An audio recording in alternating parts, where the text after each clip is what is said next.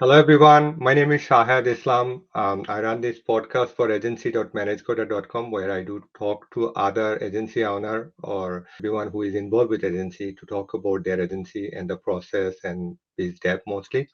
So today we have a guest, Zack Drew. He works in an agency and I found him when I saw him that their agency has been selected on the top Clutch top 100, I think. Is it 100, Jack? Yep. hmm So congrats first, and thank you for Thank you. joining our podcast. So can you introduce yourself? Sure. Hey, everybody. Zach Drew here. I am one of the five partners here at Blue Label, and I oversee client solutions, which in other words means sales, marketing, partnerships, and account management. Thank you. So, like, over the last 17 years, a lot of us who start an agency, whether it is software development or digital, you know, one of the struggle I see that, how do we start and how do we grow? And biz dev is a big problem. And when you told me, we were talking earlier that, you've been running the biz dev, how did you guys start? Did you guys have a biz dev team when you started the agency, or maybe a Hmm, little bit more about the agency, how you guys started. sure. So, Blue Label Labs, we've been around for 10 years. I joined about 3 years into that. So, I've been here for seven. When we started, it was really mainly just the founders who were building apps, complex websites for friends, family, other folks that they met along the way, and started to turn that into an agency. We had a website up when I joined, and that was about it. So it was my job to go and find other clients or convince them that we were the right choice, which mainly meant pretty early stage entrepreneurs with just enough money for us to build something for them. Okay. So yeah, I mean that is a typical scenario. I have seen it again and again that you start with founder, like me and my wife started, and within network you build business, and then hmm you hit you need to start growing, right? And that's where you need the biz dev. So when you took over the biz dev, how did you start? Maybe a little bit more about how did you guys start and how does it work on the biz dev? If somebody is listening who has no idea how to do the business development for a software hmm development agency, how do they start? Yeah, sure. I think I started with revamping the website. I think the website needed some work to be able to present ourselves better. So I started with that and really focused on case studies and be able to show off past work. I think is the most important thing for most websites. And from there, it was about creating the right business listings for the company across the internet, wherever business listings can be posted. So I think at this point, Blue Label probably has 350 business listings everywhere a business like ours could be listed. And I think that's part of it. Part of the battle is to make sure you're everywhere you can be so that no matter how anyone's trying to find you, they can. And so I think it was mainly website, business listings, and and then we also discovered Clutch along the way, which became a big component of our lead generation. Okay. So how do you guys do the lead generation right now? Is it any outbound, inbound? I mean, how many team members on your team right now to the hmm biz dev? Yeah, so my biz dev team is two client-facing sales team members, a sales support team member, and the marketing function is really taken care of by me, our co-founder, and we've got a writer who's mainly full-time with us to write content. And then we have two agencies, one for SEO purposes and to help us with that, link building campaigns, meaning going out and getting other folks to provide us a backlink from a high quality domain is one main channel that we use. And then social media agency as well, who helps with our social presence and social ads as well. But in terms of source of leads for us, the majority of leads still come inbound. And that would be 90% of leads come inbound, which means we need to be everywhere and also have a great website that converts well. So, website focus is pretty big for us and to make sure it's as good as it can be and as conversion focused as it can be. And then Clutch is a big source of leads. So how did you Clutch. become like, a lot of people has good rating. Even I have talked to many agency owners, they have thousands of clients they serve, but I cannot even find them on Clutch. How did you guys become a top leader on the Clutch? Yeah, it's a mix of paying for placement. We pay a pretty penny to be at the top list for global app devs every month. It's a pretty steep price tag, which puts us really above everybody else in the list. And that's one way. But then there's an organic component of that, or a perhaps more real component of that, where it is about reviews and quality of past clients and quality of reviews, types of clients, size of clients, awards. All of those things are used to determine where you fall on the clutch list. And so we aim to optimize those things, stay in close contact with our clutch representative, and make sure they understand what new things we have launching soon. So that's it's a big source. And then you mentioned Outbound. Outbound is about 10% of our leads, and we've done a lot more of it in the last year and a half. And that tends to be cold outreach via email, a bit of cold calling, a bit of cold LinkedIn outreach, but mainly email, and lots of A/B testing to figure out what messages are resonating, what subject lines are working, and figuring out who the right targets are for us. Generally, it's CMOs, CTOs, C-suite, heads of product. Those tend to be the roles we approach from an outbound perspective. Thank you, Zach. And I think this is, when I talk to other successful entrepreneur or biz dev who is running their biz dev department on agency, one thing they mentioned that discipline is very important, right? You did not just started 7 years ago and did some SEO or did some things. You mentioned that all very specific 300 places where you listed the website. Mm. Can you tell me a little bit more about that? Because that is a common theme I have seen, that these people who are being successful, they are very consistent with their biz dev. It's kind of marketing and social media and other approach also. Mm-hmm. You were talking about that you are regularly keeping in touch with the class representative to make sure that you are on the same page. Mm-hmm. Yeah, I mean, consistency is important. I think it's just knowing where to spend the next hour, the next dollar, and figure out what's working, what's not from a marketing perspective. And for us, it's uh, it's been really content heavy, right? Whether it's content for our website for SEO purposes, content on the website because it's relevant to the people we want to approach from an outbound perspective. You can link to great articles, or to have content that again can be used for social media ads and the like.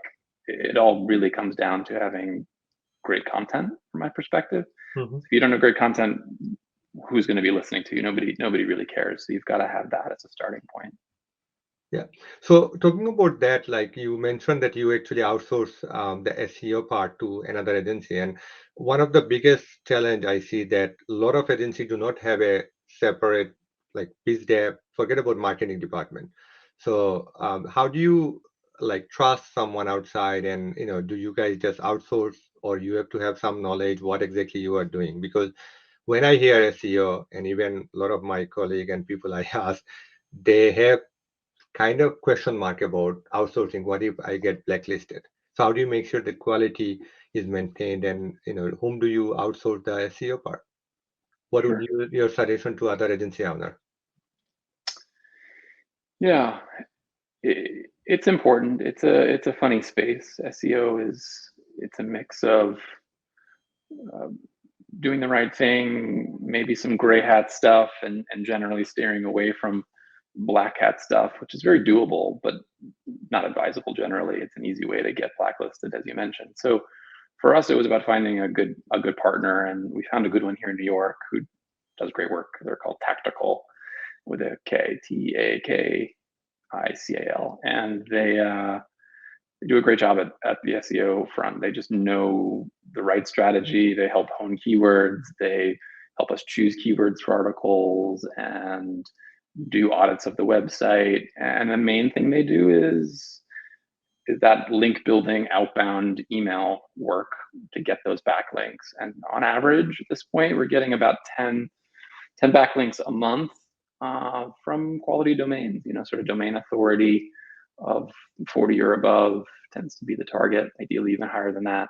And at a pace of 10 a month, that's pretty good. That really does help our SEO ranking. I know that for us, it's all about getting first page keywords, top 5 keywords. And I think even in the last, we've had a really great couple of months, partly driven by Google, our lovely overlords, the changing algorithms that have helped us. And so we've gotten, I think it was like 20 or 30 new first page keywords in the last couple of months, each month, which is great, right? That just means that we're going to be found for those keywords much more readily than we ever were before. So we're really pleased with the SEO progress, and it definitely shouldn't be ignored. It's super important. Thank you. One thing you mentioned about hiring a content writer full time, right?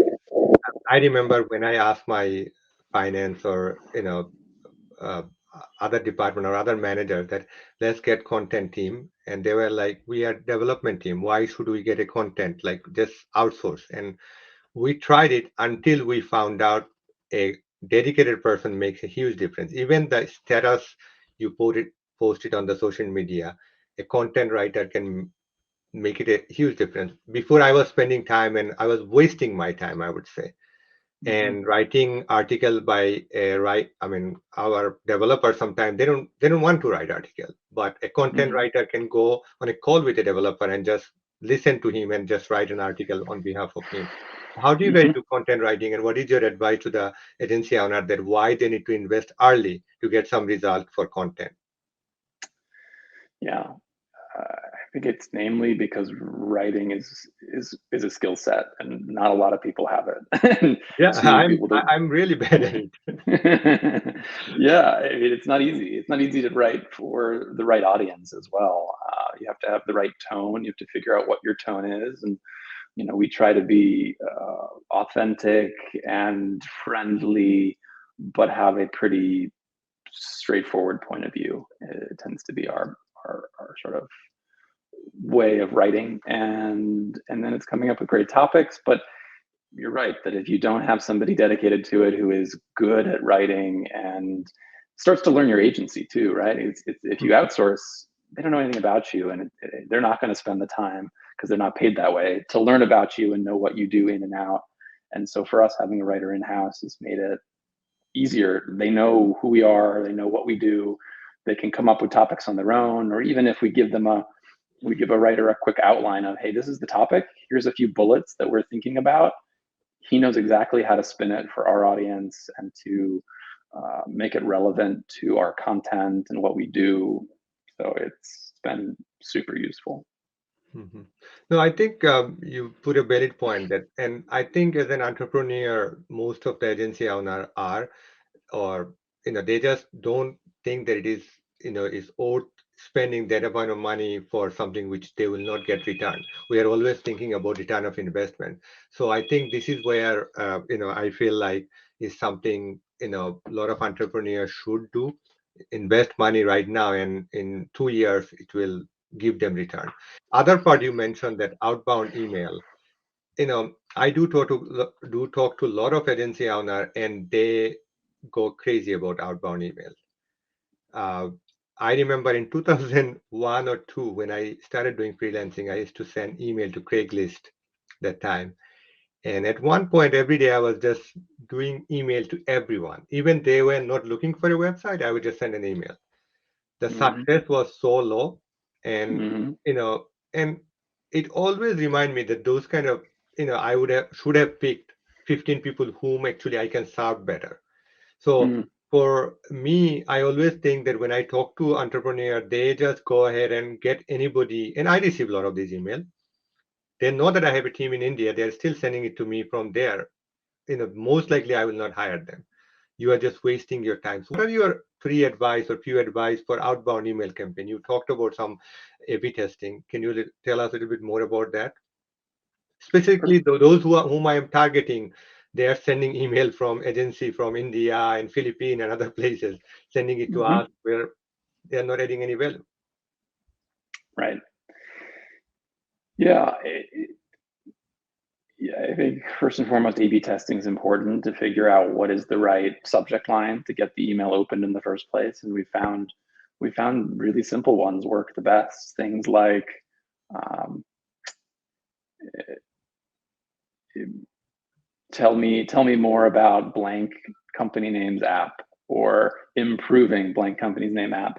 Despite the fact that those are super boring subject lines, those get the highest open rates. And at this point, we're running something like somewhere between 50 and 70% open rates Wow. with headlines like that. So they're clearly working. Reply rates are much lower. We think a great reply rate would be 10%. We're more like 3 or 4 these days.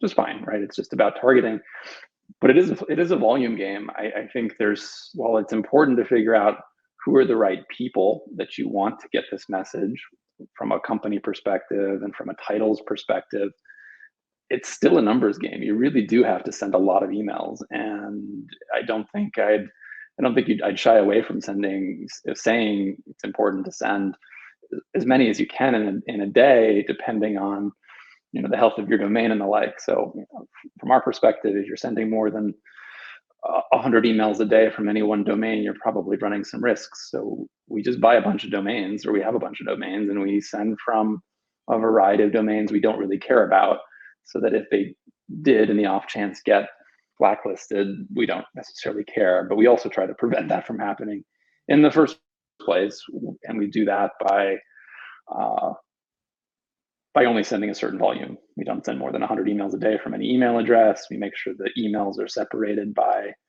at least a few minutes apiece, so that it doesn't look like it's a bot doing it. And as long as you do that, you're in a pretty good spot. And you can have as many email addresses as you want that are doing that. So it's been working for us. What CRM system you guys are using? Any suggestion? What is better? Did you try any different ones? CRM, we use Zendesk Sell, which used to be called Base, and it got bought by Zendesk. Okay. And it's good. It's simple. It's nothing fancy, and I don't think we'd ever need in the foreseeable future a Salesforce like rocket ship. It's too much. It's Yeah. way too heavy for an agency to need that kind of software. So we find the simple ones to be the best, and we've been super happy with Zendesk Sell. We don't use it to send emails. You can if you want, but we don't. They do get tracked via the CRM, which is important. But we do use another email engine called Persist for our outbound email efforts, which helps orchestrate the autofill of company names and other information, and Mhm. also does so that personalization element, and it also does the timing of the send, so that it doesn't send within a couple of minutes of each email. So Persist is what we use for Drip that. campaign, right?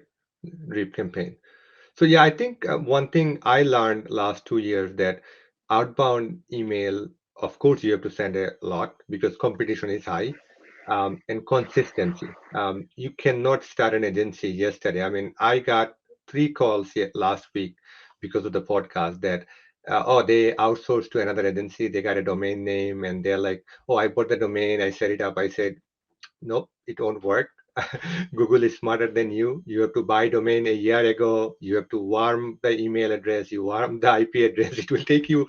So Mm-hmm. I think people need to show patience there, right? What Mm-hmm. I found out, and other thing is consistency. You talked about volume is very important, but end point is that your 10% sales comes from outbound email. In our case, less than that, 5%. Going back the biz dev, the last part, which is we are running out of time, but how important is your existing client to give you I mean, why biz dev working with your existing client is important? Because that is the part where people are, if you think about biz dev is about outbound email, you are only going to make 10,000 a month where you need 100,000, right? Mm-hmm. Where is the other 90,000, Jack? Yeah. there's surely something to be said for keeping your existing clients around and happy and making good referrals. Uh, I think for an agency early days, they're probably working with relatively small clients, so there probably isn't much of the, call it an inside sales strategy that's possible, meaning inside sales tends to be useful when you're working with a bigger customer, for instance. So, we work with iHeartMedia, Time Magazine, Bloomberg. So for us, inside sales is okay. We're working for one product manager, maybe a few at that company.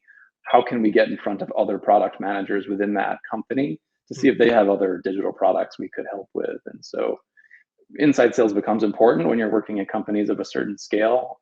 But before that, it's about keeping your current clients happy, making sure you've got they can be good references for you, whether it be on review sites or for other customers that are going to want to talk to them to understand if you're legit and good. And so you're going to need those references. So you need happy clients to start. That's for sure. Thank you. And do you guys do anything specific to keep up or keep in touch with your client? Because one thing I found out, even my experience, that I have a list of clients where from our top level managers or we actually, a biz dev person is assigned just to keep in touch with them. Maybe even um, just view their LinkedIn profile. So that guy who works on a top company or your existing client know that you are out there, or just say hi to him.